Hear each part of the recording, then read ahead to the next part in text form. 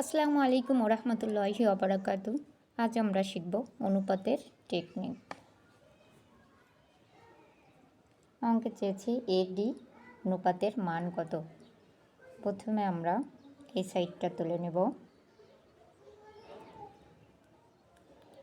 7 গুণ 3 গুণ 5 is to, এখন এই সাইডটা 9 গুণ 2 গুণ 7। এখন আমরা কাটাকাটি করে দেব। 7 7 কাটা, 3 3কে 9, তাহলে থাকলো এখানে 5 ইস টু, এখানে থাকলো 6। তাহলে আমরা অনুপাতের মান পেলাম। এর মান হচ্ছে 5 আর ডির মান 6।